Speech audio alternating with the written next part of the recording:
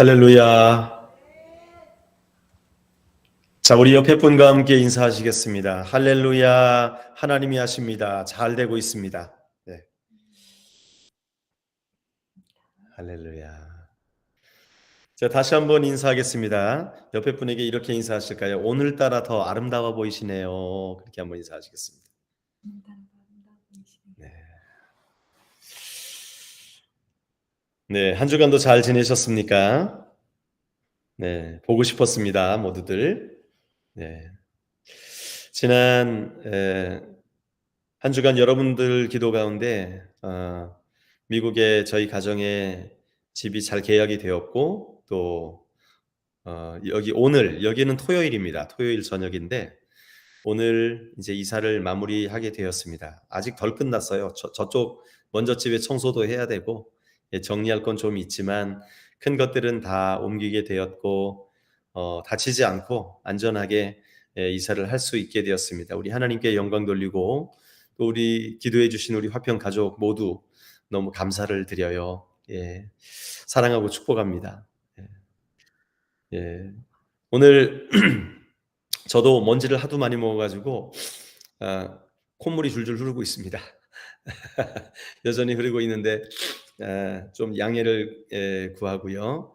오늘 귀한 말씀을 통하여서도 오늘 하나님께서 우리 화평의 가족들을 통하여 하실 일이 있으실 줄로 믿습니다. 오늘 그 말씀을 따라 우리 한 걸음 한 걸음 나가게 되면 이번 한 주간에도 또 우리에게 허락하신 그 하나님의 은혜, 그 하나님의 풍성하심을 경험하게 될 줄로 믿습니다. 말씀을 보면 다윗의 이야기를 우리가 계속 나누고 있어요. 다윗이 이스라엘을 통일하고 그리고 이 법궤를 예루살렘에 모셔오고 그리고 주변의 모든 나라를 다 정복한 이후에 그가 하나님께 성전을 드리겠다 하지만 하나님께서는 오히려 그 자손을 통해서 영원한 왕권을 다윗에게 주리라고 약속을 하셨지요. 다윗이 얼마나 행복했을까요? 여러분 어떻게 보면 우리가 지금 사무엘하 이제 9장까지 왔잖아요. 지금까지의 모든 이야기는 하나님께서 이 다윗을 주목하셨고 다윗에게 관심이 있으셨고 그가 어디 있든지 또 어떤 환경에 있든지 하나님이 동행해 주셔서 그의 모든 일들이 승승장구할 수 있는 그러한 환경까지도 주님께서 허락하신 것을 우리가 쭉 성경을 읽어가면서 깨닫게 되지요. 여러분 그런데 제가 궁금한 게 있었어요. 어떻게 하면 다른 사람들이 좋아하는 사람이 될 수 있을까? 여러분은 어떻습니까? 여러분은 다른 사람들이 좋아하는 사람 같습니까? 아니면 조금 거시기한 사람 같습니까? 예, 우리 모두는 나는 그래도 다른 사람이 참 좋아하는 사람이지라고 생각하고 싶어 할 거예요. 그렇죠? 예, 제가 한번 검색을 해본 게 있어요. 위키하우라는 그런 사이트인데 여기는 뭐 별 희한한 질문을 다 해도 다 대답이 나와 있더라고요. 그 대답이 정답은 아닙니다. 그냥 그림과 함께 어떤 때는 약간 유머러스하게 어떤 때에는 좀 체계가 있는 지식으로 답을 하기도 하는 그러한 사이트예요. 그래서 뭐 김치찌개 잘 끓이는 법 뭐 이런 걸 물어봐도 다 나옵니다. 예, 제가 한번 검색을 해봤습니다. 다른 사람이 좋아하는 사람이 되는 법. 예, 다른 사람이 좋아하는 사람이 되는 법. 어때야 될 것 같습니까? 어때야 다른 사람이 좋아하는 사람이 될 수 있을 것 같습니까? 여기 뭐 여러 가지 답이 아주 그냥 장황하게 나와 있지만 그 중에서 제가 몇 가지만을 한번 뽑아봤습니다. 어, 먼저 자기 자신이 준비돼야 되는데 그렇게 되기 위해서 몇 가지를 준비해야 된대요. 그래야 다른 사람이 좋아할 수 있답니다. 뭐 이렇게 심각하게 적고 뭐 그러실 필요는 없을 것 같아요. 가볍게 한번 들어주십시오. 예. 먼저 자신에게 편안함을 느껴야 된대요. 그래야 다른 사람이 좋아하는 사람이 될 수 있대요. 자신에게 편안한 느낌을 갖는다는 게 뭘까요? 예, 자존감일까요? 예, 자기 자신이 자신을 볼 때도 내가 왜 이래? 난 항상 왜 이러지? 그런 생각을 하는 것이 아니라 그래, 나는 나지. 나는 당당해라고 생각하는 어떤 자존감이 필요하다는 것입니다. 그래야 다른 사람들도 그 사람한테 호감을 갖는다는 거예요. 또 뭐가 있냐 하면 진실한 사람 되기라고 이야기를 해요. 진실한 사람 되기. 어떤 때는 이런 말하고 어떤 때는 저런 말 하는 게 아니라 아, 저 사람 하는 말은 다 맞는 말이야. 혹은 저 사람이 한번 말했다? 아이, 그러면 저 사람 반드시 할 거야. 이렇게 진실한 사람이 되면 다른 사람이 좋아할 수밖에 없다는 거예요. 또 항목이 있어요. 열정 가지기라는 항목이 있더라고요. 우리가 다른 사람이 좋아하려면 열정을 가져야 된다는 거예요. 물론 진실한 것도 중요하고 또 자존감을 가진 것도 중요하지만 아무 열정 없이 맥없이 그냥 시간을 보내는 게 아니라 항상 긍정적인 생각을 가지고 또 진취적인 생각을 가지고 뭔가를 이루려고 하는 태도를 가지고 살아가는 사람에게 호감을 느낀다는 거예요. 그렇지요. 예. 사람 아무리 좋아도 말 한마디 안 하고, 예. 아무리 좋아도 집 바깥으로 안 나가고, 그러면 얼마나 답답하겠어요. 예. 또 항목이 어떤 게 있냐 하면, 호기심 많은 사람이 되기라는 항목이 있더라고요. 다른 사람이 나를 좋아하려면 호기심 많은 사람이 되라. 이 말이 뭐냐 하면, 상대에게 관심을 가지라. 그런 말이죠. 예. 앞에 모든 항목들이 있잖아요. 예, 뭐 자존감도 있고 진실되고 열정도 있는데 다른 사람한테 관심 없고 자기 얘기만 쏟아낸다? 아, 그 사람은 좀 꼴불견이겠죠. 그래서 다른 사람에게도 좀 관심을 가져라. 호기심을 가져라. 아유, 오늘 하신 아유, 목걸이가 참 잘 어울리시네요. 어디서 구매하셨어요? 뭐 별 쓸데없는 소리 같지만 그런 한마디를 듣게 될 때 상대방이 호감을 갖는다는 거예요. 또 어떤 항목이 있냐면 청결하기. 저는 의외였습니다. 이런 게 나올까. 그러나 그 사람과 대화하게 될 때 냄새가 난다든지 아니면 불편한 어떤 느낌이 있다든지 그러면 그 사람을 좋아할 수 없다는 것이죠. 그래서 함께 하기 위한 에티켓을 갖춰야 된다. 그런 의미에서 청결하기라는 항목도 있었어요. 그리고 한 가지만 더 말씀드리면 어, 남성과 여성이 다름을 이해하기라는 항목도 있더라고요. 남성과 여성이 다름을 이해하기. 이거는 어떻게 보면 상대방이 내 생각과 다를 수 있다라는 사실을 인정하고 이야기한다는 것이죠. 상대방이 내 생각과 다를 수 있다. 아, 저 사람은 왜 저렇게 생각하지? 아, 저 사람 틀렸어. 이렇게 하는 게 아니라 아, 그 사람이기 때문에 이런 생각도 할 수 있구나. 또 다르게 생각도 할 수 있구나. 라고 생각하는 사람들을 좋아한다는 거예요. 여러분 좀 공감이 가십니까? 여러분, 다른 사람이 좋아하는 사람이 된다는 게 이게 저절로 되는 게 아니에요. 여러분, 그러면 하나님이 좋아하는 사람은 저절로 될까요? 하나님이 좋아하는 사람도 저절로 되지 않습니다. 오늘 본문에 등장하는 다윗의 이야기는요, 하나님이 좋아할 수밖에 없는 다윗의 성품 중에 하나를 이야기를 하고 있어요. 그것은 결론부터 말씀드리면 바로 faithful이라고 하는 신실함입니다. 신실함. 다윗은 신실한 사람이었어요. 세상적으로 말하면 약속을 꼭 지키는 사람이라고도 할 수 있지요. 오늘 본문의 말씀에 보면 다윗이 사울의 집안의 사람을 찾아요. 지금 다윗에게는요, 이미 사울의 집안은요, 대적할 어떤 그런 집안도 아니에요. 예. 그래서 이 다윗의 왕권을 위협할 만한 그런 권세를 가진 집안도 아닙니다. 이미 다윗이 왕이 되었고 사울과 그의 가족들이 이 자녀들이 죽임을 당하게 되고 하면서부터 이미 대권은 다윗에게 넘어왔고 또 더군다나 지금은 이스라엘과 통일이 되어서 이제는 이스라엘뿐만 아니라 온 열방까지 다윗이 다 다스리는 저 모압으로부터 시리아, 아프리카 근경, 블레셋까지 다 다윗이 통치하는 그러한 상황이었기 때문에 사울 집안의 어떤 자들이 이 다윗 왕권의 위협이 될 수 없는 그런 분위기였습니다. 자, 그런데 다윗에게는 정말 어떤 걱정도 없고 이제 뭐 천하태평이지요. 예, 모든 나라가 다 조국물 보내고 누가 다윗에게 대적할 수 있겠습니까? 그런 사람이 없어요. 그런데 바로 그 시점에 다윗이 한 가지 질문을 하는 것이 혹시 사울의 집안 사람이 남아 있느냐? 라는 질문을 하는 거예요. 여러분 왜 이런 질문을 했을까요? 여러분 다윗은요, 솔직히 어린 시절에는요, 가족들에게 별로 잘 인정받지 못했죠. 예.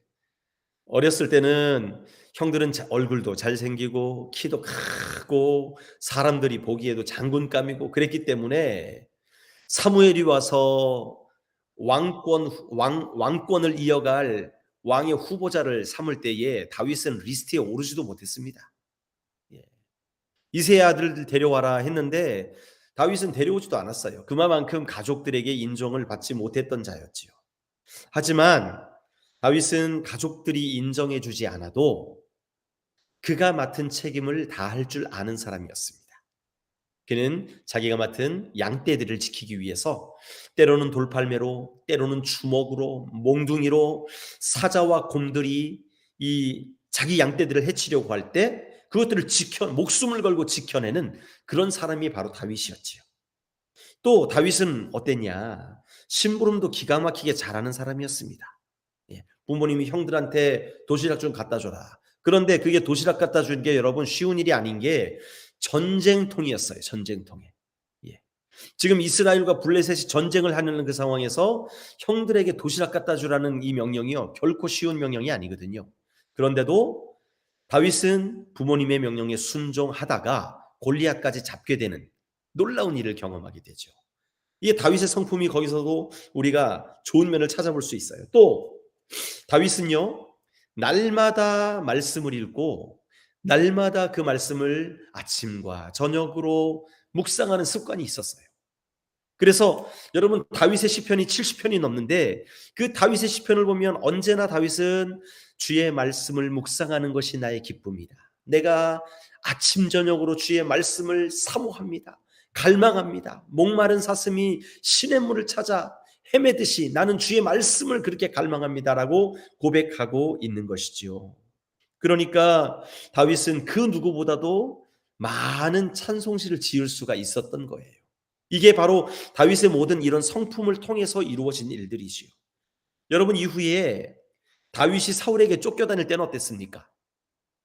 다윗이 사울에게 쫓겨다니면서도 절대로 그는 하나님의 기름 부음 받은 왕을 건드리질 않았어요.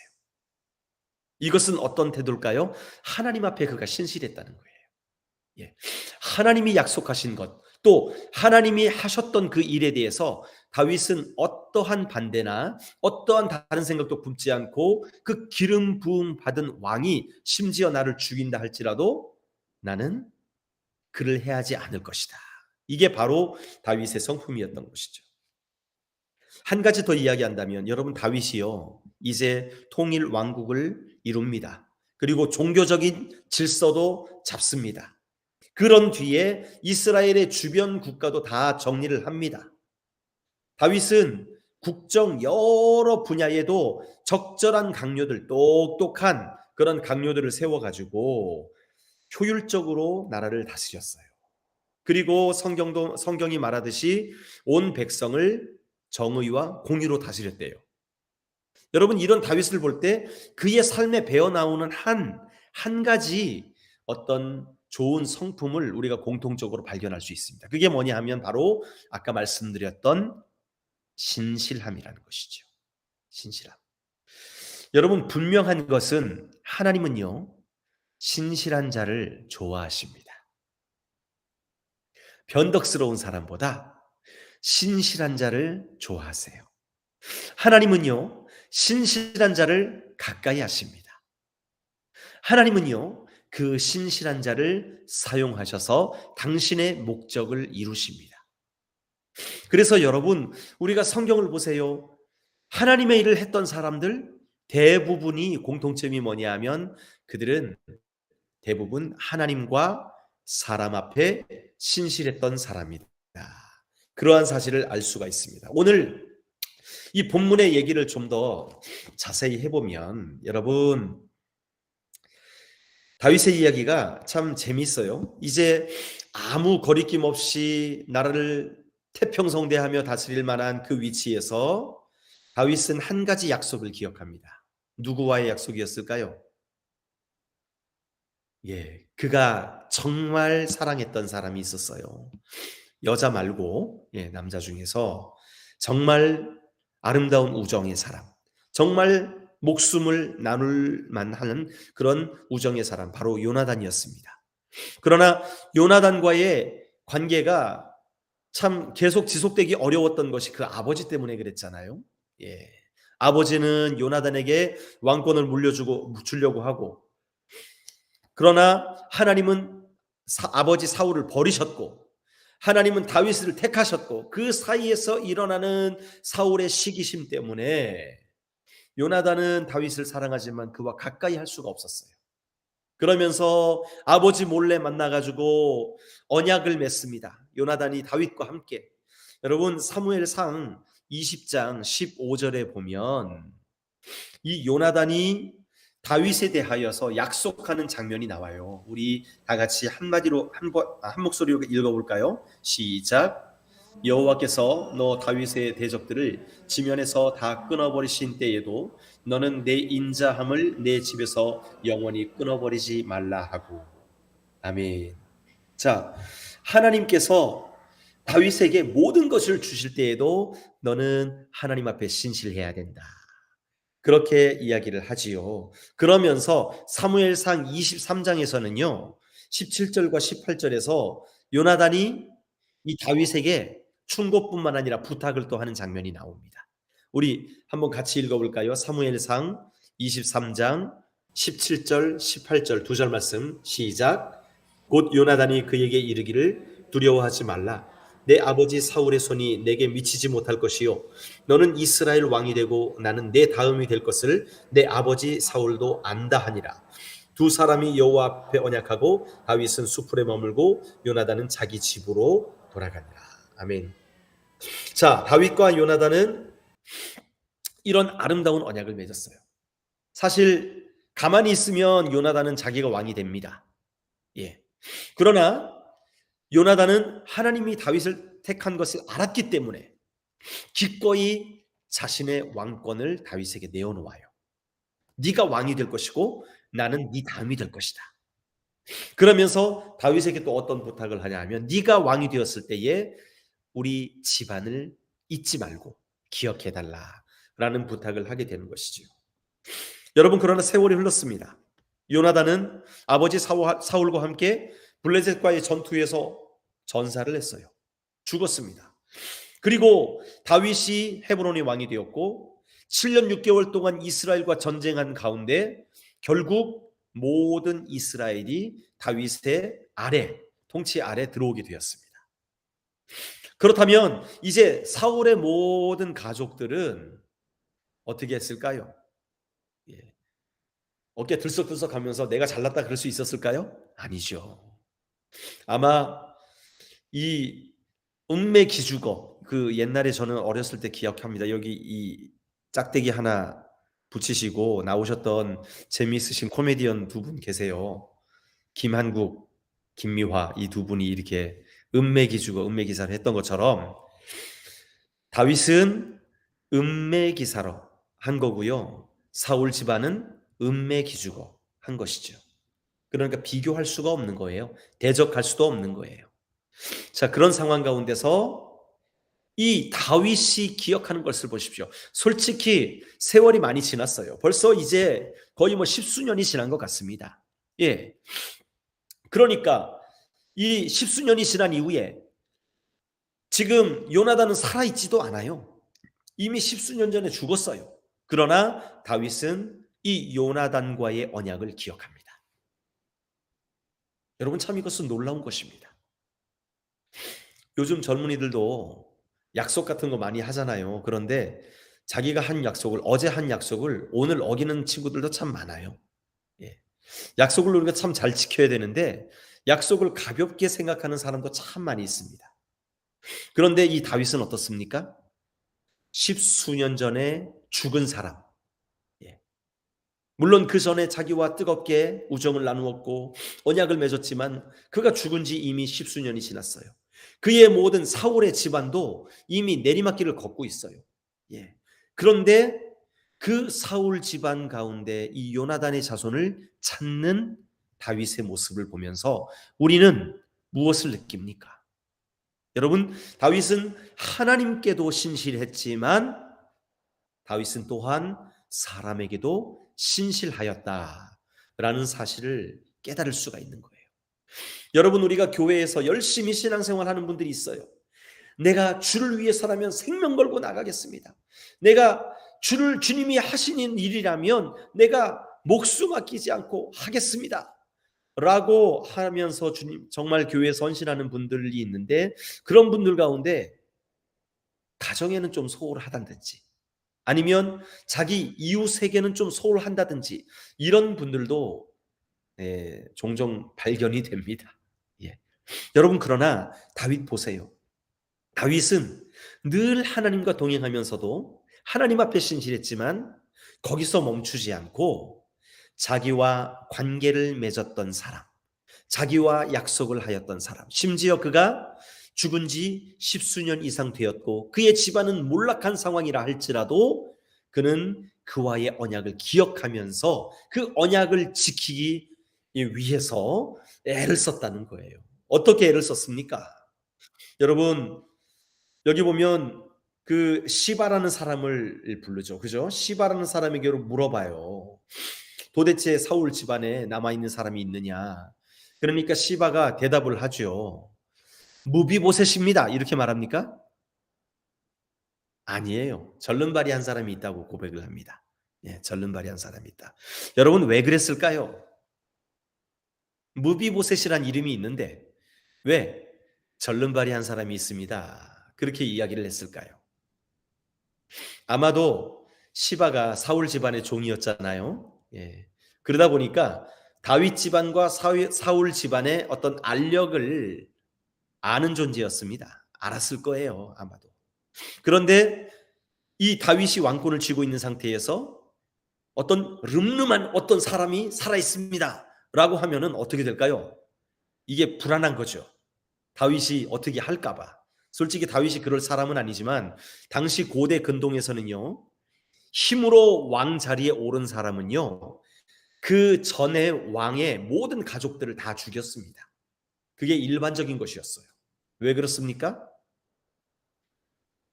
또다시 쿠데타가 일어나는 것을 방지하기 위해서 그 씨족을 멸하는 것이지요. 그게 그 당시 고대 근동의 일반적인 그런 상황이었어요. 그럼에도 불구하고 다윗은 시바에게 누가 있느냐 물으니까 시바도 아마 그런 의도가 있었을 것 같아요. 아이고, 한 사람이 있긴 한데 사람도 아닙니다. 예. 힘도 못 쓰고 뭐 능력도 없고 별 볼 일 없는 사람입니다. 이런 의도에서 아마 이름을 말하지 아니하고 절름발이입니다 라고 말했는지도 모르겠어요. 그냥 추측해 봅니다. 여러분, 그런데 여기서 한 가지 저는 궁금한 점이 생겼어요. 여러분, 다윗이요, 사울의 집에 아직도 남은 사람이 없느냐라고 물을 때에 시바가 꼭 무비보셋만 남아 있는 것처럼 이야기를 해요. 그러나 정말 그랬을까요? 아니요. 성경을 더 읽어보면요, 그렇지 않습니다.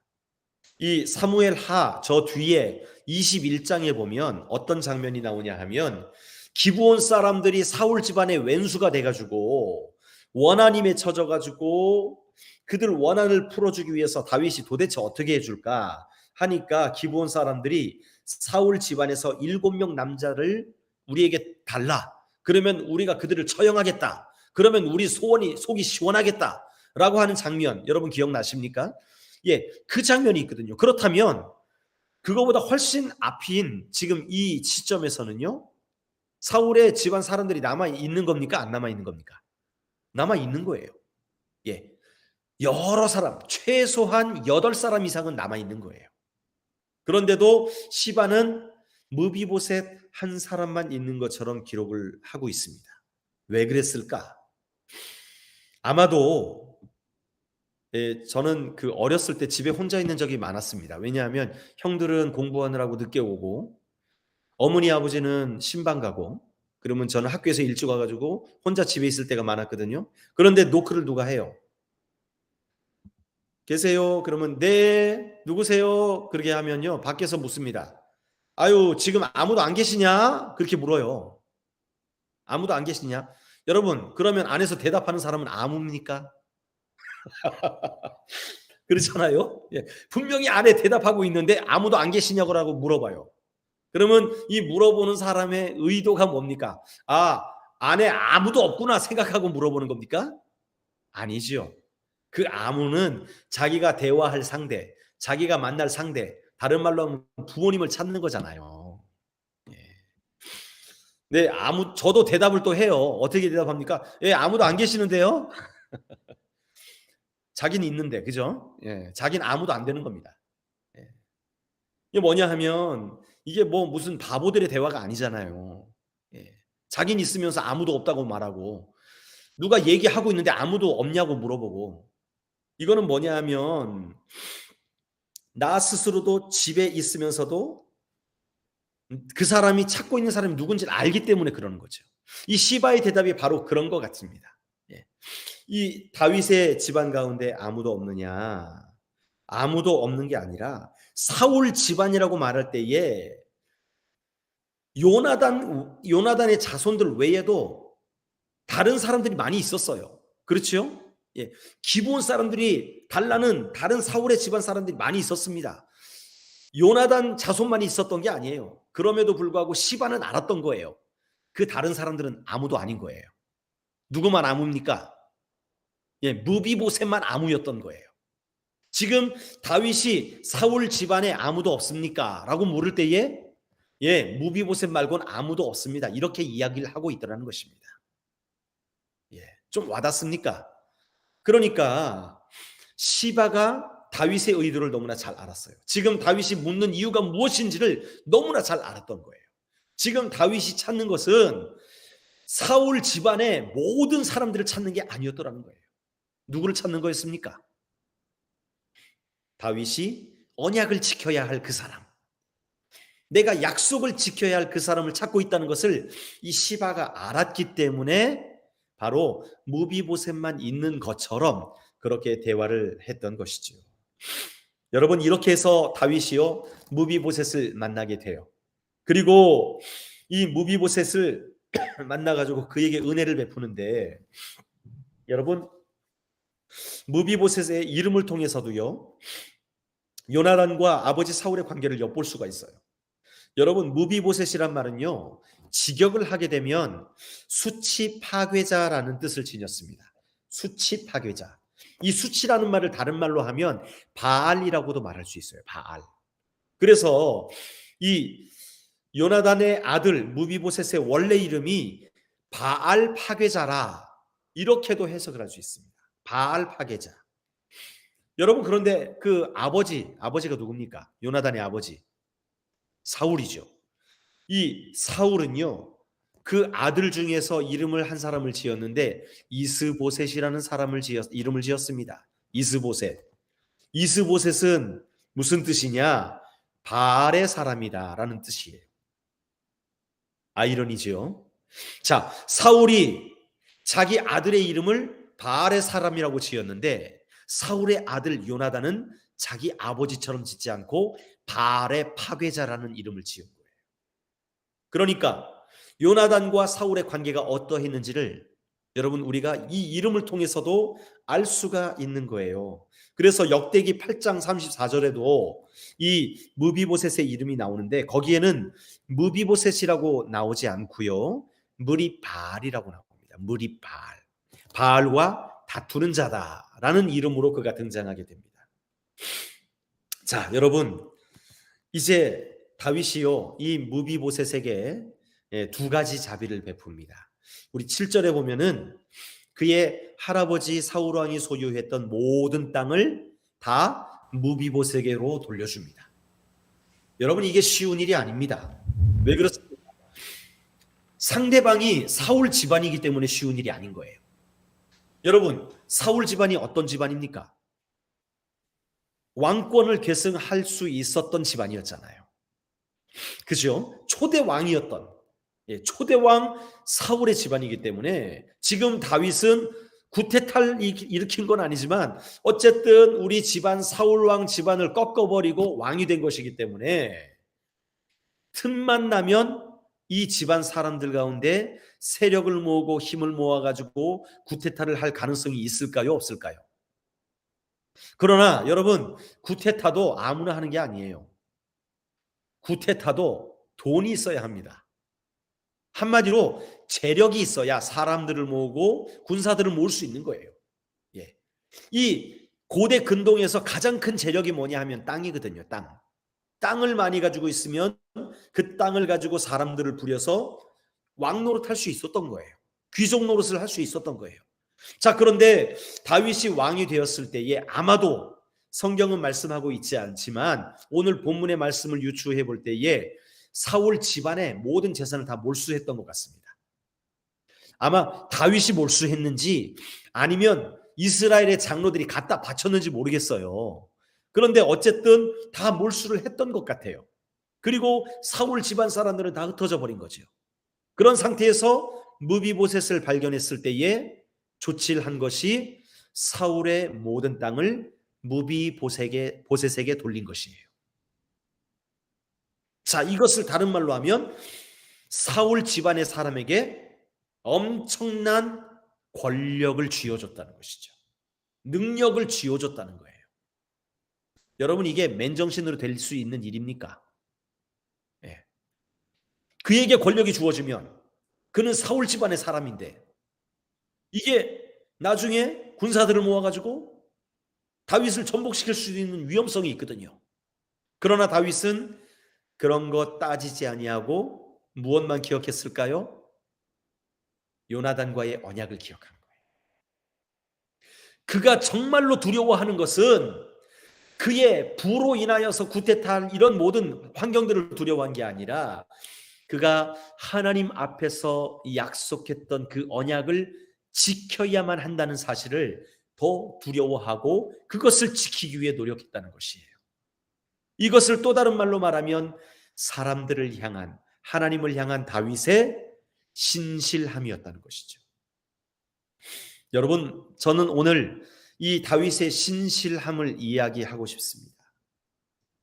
여러분, 신실함이라는 것이요, 하루아침에 이루어지지 않는 것을 우린 압니다. 그렇지요? 우리가, 여러분들은 신용카드를 사용하잖아요. 예. 저는 신용카드를 한번 사용해 보려고 삼성에 가가지고 카드 만드는 데 가가지고 하나 해달라 그랬더니 외국인이 체류한 지 얼마 안 돼가지고 6개월 지나야지 이제 뭐 만들 수 있다네요. 그래서 6개월 지나서 갔더니 뭐 은행의 잔고가 뭐 어떻고 하면서 아직 좀 기다려야 된대요. 그래서 좀 더 기다렸다 1년 지나서 갔더니 비자 기간이 얼마 남지 않아서 또 안 된대요. 처음에는 뭐 산지 얼마 안 돼서 안 되고 이제는 뭐 비자 기간이 남아서 아직까지 그래서 신용카드가 없습니다. 여러분들은 신용카드 있으시죠? 예. 그런데 이 신용카드를 아무에게나 줍니까? 여러분, 신용카드는 아무에게나 주지 않습니다. 신용을 믿을 만한 사람에게 주는 것이죠. 여러분, 지나가는 사람에게 아유 배고픕니다. 저에게 신용카드 좀 빌려주세요. 밥 좀 사 먹게요. 그럼 빌려줍니까? 빌려줄 수 없죠. 오히려 같이 가서 제가 이거 사드릴게요 할 수는 있지만 모르는 사람이 이거 가져가서 마음껏 쓰세요 할 수 있습니까? 안 되는 것이죠. 신용은 하루아침에 쌓이는 게 아닙니다. 내가 신용카드를 줄 수 있는 관계가 되려면 많은 시간을 그와 함께 보내면서 그를 알아가야 되는 거예요. 그가 어떤 성품인지, 어떤 버릇이 있는지, 어떤 위험이 있는지 이런 그와의 하루하루의 관계가 이어져 가면서 그것이 쌓여져 가면서 그것을 우리는 신용이라 부르죠. 그 신용이 쌓여지게 될 때에 이 사람은 믿을 만한 사람이다. 이 사람은 본인이 말한 것은 반드시 지킨다. 그런 사람에게는요, 여러분 신용카드를 빌려줄 수 있습니다. 오늘 아침부터 저녁까지 지금 여기 오기 직전까지 이 예배 오기 직전까지 집 날르다 왔습니다. 집 날르다 오는데 다행히도 한 분이 또 전에 함께 아시던 신앙생활 같이 하시던 집사님께서 시간이 되신다고 도와주신다고 오셨어요. 그런데 그 집사님은 원래 일하는 스타일이 빨리 일 끝내고 밥 먹자. 일 덜 끝내서 밥 먹으면 나중에는 퍼져가지고 일 못한다. 그렇지요. 실제로 그렇죠. 그래서 알겠습니다. 그럼 열심히 일합시다 해 가지고 일을 끝내야 되는데 2 시가 돼도 안 끝나고 2시 반이 돼도 안 끝나고, 그러니까 이 우리 첫째, 둘째, 셋째 아이들이 "아빠 배고파. 아빠 배고파." 막 그러는 거예요. 그래서 우리 첫째 아이한테 제가 신용카드를 줬습니다. 예. 신용카드를 주고 "저기 맥도날드 가서 점심 시켜 먹어라. 예. 그리고 가져와라."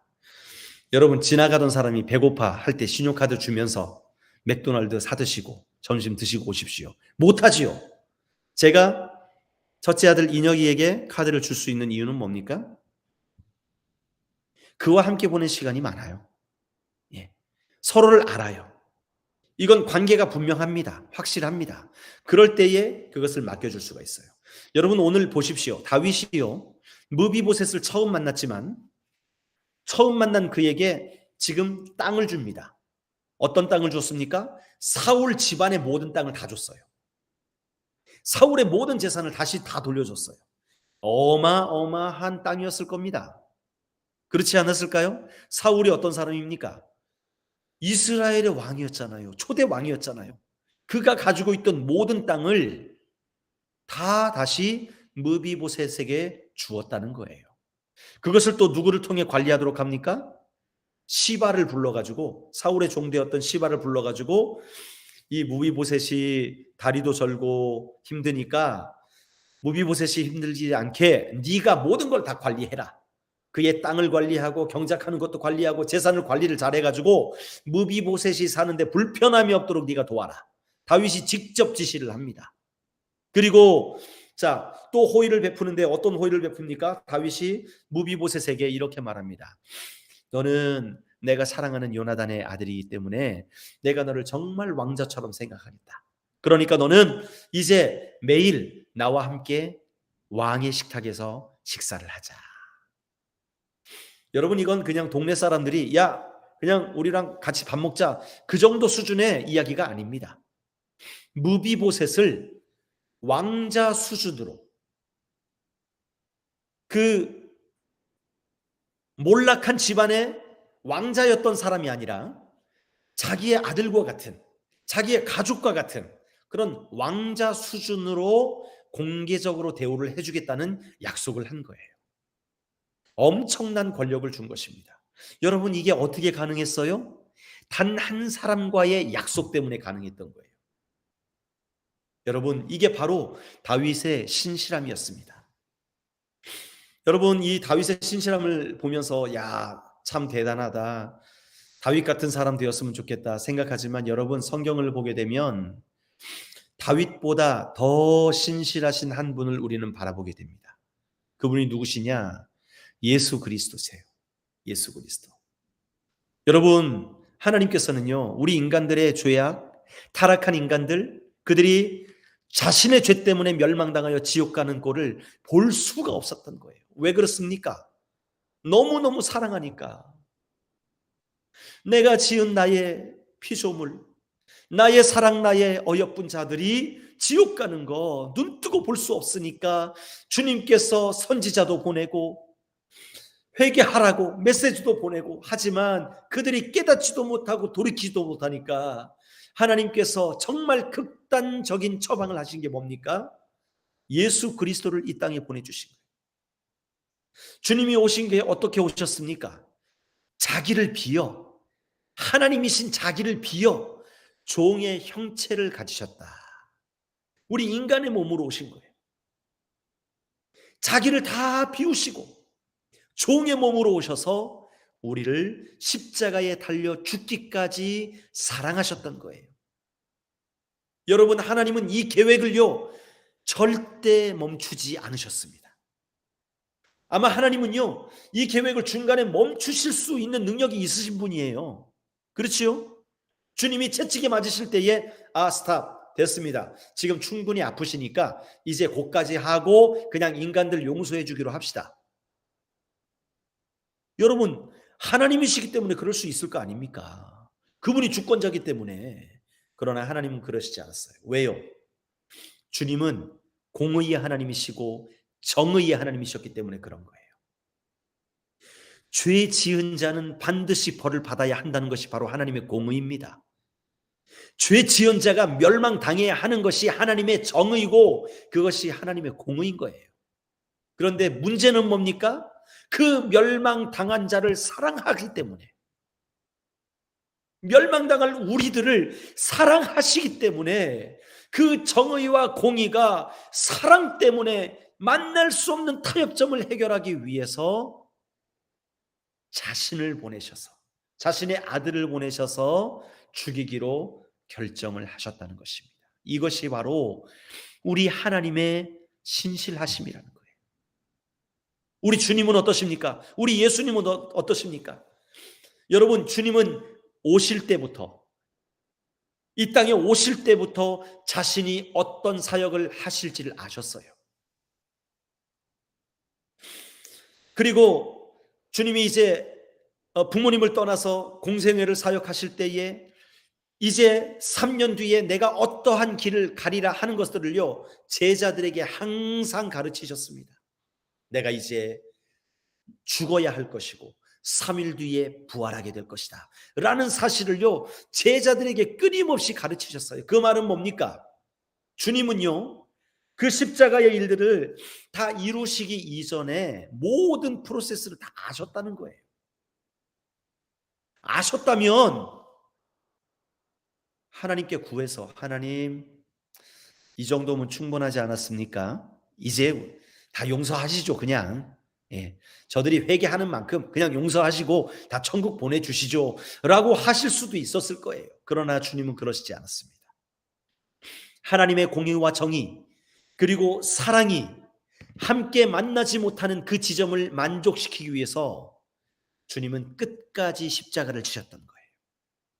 그리고 십자가 위에서 모든 피를 다 쏟으시고 죽으시기까지 주님은 신실하기로 선택을 하셨던 것입니다.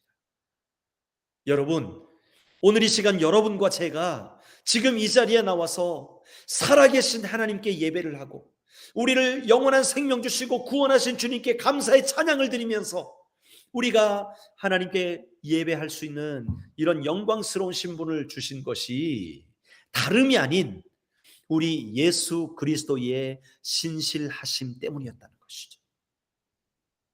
여러분, 그렇다면 여러분은 어떻습니까? 나는 어떠냐고요? 여러분은 우리 주님 앞에 신실하십니까? 여러분은 여러분의 입으로 고백했던 일들, 하나님께 약속했던 일들 성실하게 지켜나가고 계십니까? 여러분, 말로만 끝나선 안 되는 거예요. 이 신실함이라는 말은요, 립 서비스가 아니라는 거예요. 1세기에 기독교 이단들이 있었어요. 어떤 이단들이었느냐? 영지주의자들이 있었어요. 그들은요, 예수님이 이 땅에 오셔서 종이 되었다? 하나님이신 그분이 종의 몸을 입으셨다? 있을 수 없지. 그게 아니고 그 사랑을 보여주시기 위해서 그냥 영으로 오셨지만 육체적으로 오신 것처럼 보여진 거지. 그렇기 때문에 십자가에 달린 것도 실제로 육체로 고통을 받으신 게 아니라 그냥 영으로서 쇼맨십, 십자가에 달려서 고통스러운 척하면서 인간을 감동시켜 주신 것이지 실제로 육체로 오신 게 아니야 라고 가르치는 이단들이 있었다는 거예요. 여러분, 이것은 하나님의 신실하심과 그리고 예수 그리스도의 신실하심을 위협하는 악한 사상인 것입니다. 여러분, 우리 주님은 그런 분이 아니세요. 저와 여러분을 사랑하셔서 우리를 영원한 생명을 주시기 위해서 당신의 피 한 방울까지 다 쏟으시기까지 그 신실하심을 포기하지 않으셨다는 사실을 기억하시길 바랍니다. 여러분, 그렇기 때문에 우리는 우리에게 신실하셨던 주님께 감사의 찬양을 올려드릴 수 있는 거예요. 그리고 뿐만 아니라 오늘도 우리의 이름을 아시고 우리의 필요를 아시고 우리의 신음소리도 들으시는 그 예수 그리스도의 신실하신 사랑이 우리를 붙들고 있다는 것이 우리의 유일한 위로이고 유일한 기쁨이란 사실을 고백하지 않을 수가 없다는 거예요. 여러분, 이것이 우리의 기쁨이 되어야 됩니다. 하나님은 정말 신실하시다. 예수님은 정말 신실하시다. 그분이 나의 주님이시고 그분이 나를 붙들어 주신다. 그렇기 때문에 나는 지금 이 상황 속에서도 그 신실하신 하나님 앞에 감사의 찬양을 올려드릴 수밖에 없다. 여러분, 이것이 바로 우리의 고백이 되어야 될 줄 믿습니다. 우리 함께 그 신실하신 하나님을 찬양하고 우리 기도로 나아갔으면 좋겠습니다. 주님,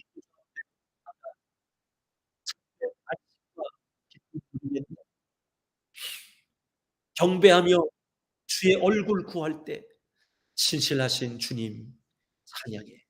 우리 함께 찬양하며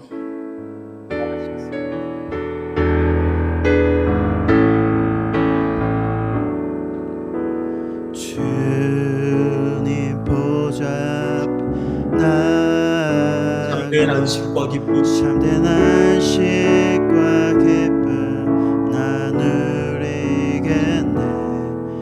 경배하며 주의 얼굴 구할 때 신실하신 주님 찬양. 다시 한번 주님 보좌 앞에 나아가 주님 보좌 앞 나아가 참된 안식과 기쁨 나 누리겠네. 경배하며 주의 얼굴 구할 때 신실하신 주님 찬양. 신실하신 하나님, 신실하신 주, 나의 주 하나님은 신실하신 주님. 기도 들으시는 하나님, 기도 들으시는 하나님, 폭풍 속에 내 등불 내노래시라.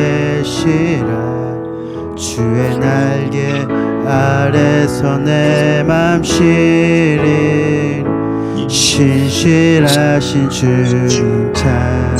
신실하신 하나님, 신실하신 하나님, 신실하신 주, 나의 주 하나님은 신실하신 주, 신실하신 하나님, 신실하신 주,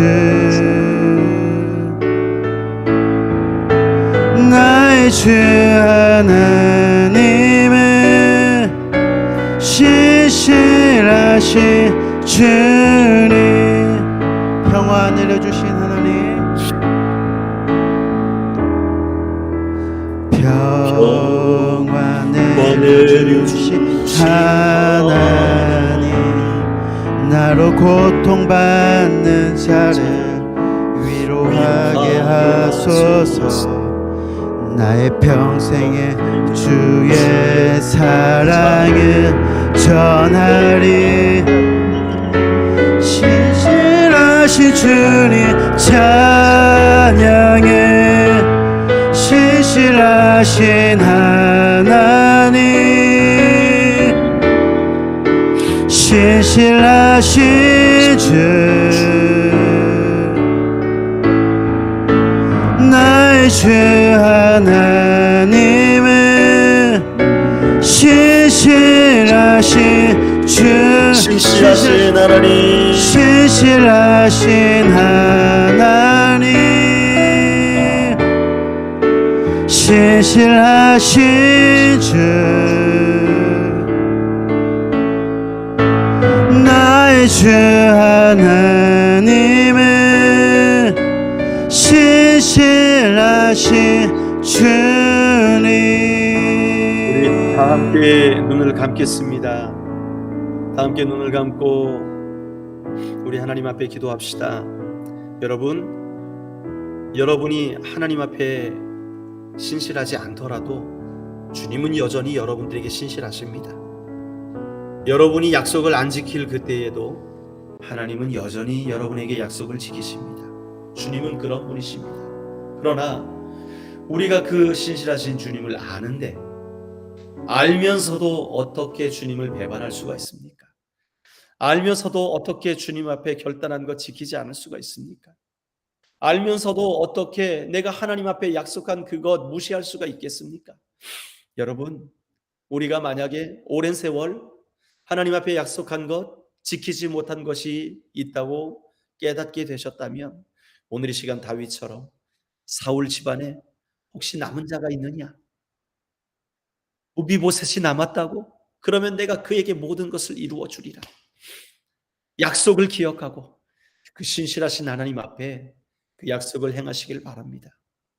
뿐만 아니라 여러분의 이웃들 간에 어떤 약속을 한 것이 있다든지, 내가 해주리라 말했던 것이 있다면, 여러분 그것이 기억나는 것이 있다면 그것을 행하시기를 바랍니다. 여러분, 우리는 하나님 앞에만 신실하면 되는 것이 아니라 하나님의 사람으로서 인간에게도 신실해야 될 줄로 믿습니다. 그것이 하나님이 기뻐하는 사람이에요. 그것이 하나님이 좋아하실 만한 사람인 거예요. 여러분이 신실하심의 성품이 여러분의 것이 되기 원한다고 고백하시길 바랍니다. 하나님, 나도 신실하길 원합니다.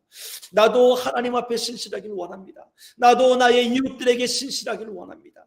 나도 주님의 사랑을 증거하는 자가 되길 원합니다. 하나님, 지금까지 내가 말만 하고 지키지 못했던 모든 것에서 벗어나서 이제 내게 하나님 정말 유익이 없더라도, 심지어 내가 어려움이 닥쳐올지라도 하나님의 약속을 지키기 위해, 혹은 이웃들과의 신실함을 지키기 위해 나의 모든 것을 내어놓겠습니다. 우리 고백하며 나가십시다.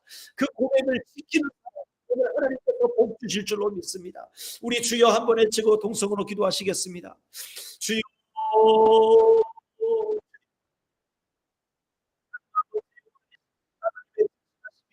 하나님의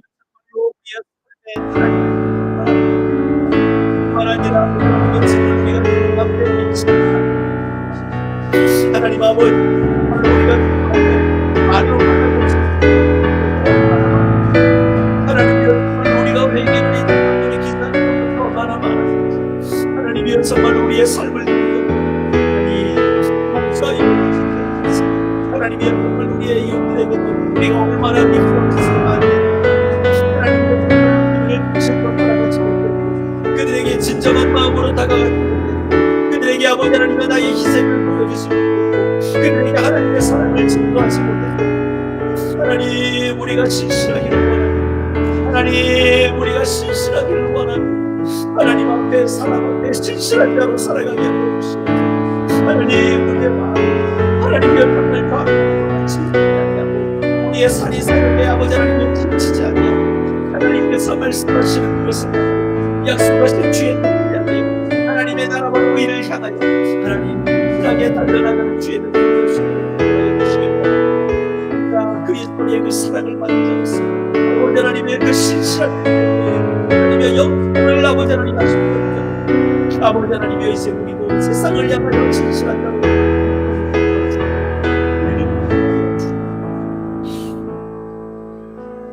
할렐루야. 우리 주님 감사를 드립니다. 하나님,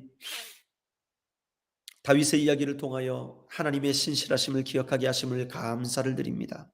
하나님, 지난 세월 동안 얼마나 우리가 주님께 신실하지 못했는지, 또 얼마나 우리의 이웃들에 대하여서 진심 어린 마음으로 하나님 신실하지 못했는지, 하나님 이 시간 회개를 하며 주님 앞에 나아갔습니다. 하나님, 우리의 삶이 이제 주님을 따르길 원합니다. 주님이 걸어가셨던 것처럼 내게 유익이 없어도, 하나님 그리고 그 길을 잘 알지 못해도 진실하게 진실하게 거룩하게 살아가는 주의 백성 다 될 수 있도록 주님 우리의 삶을 강하게 붙들어 주시옵소서. 오늘도 사랑하는 화평의 모든 성도들의 가슴 속에 하나님의 그 신실하심, 예수 그리스도의 그 신실하심이 하나님 주님 나라 가는 그날까지 항상 함께하는 놀라운 축복을 누리게 하여 주시옵소서. 주님께 감사드리며 예수 그리스도의 이름으로 기도드리옵나이다. 아멘. 아멘.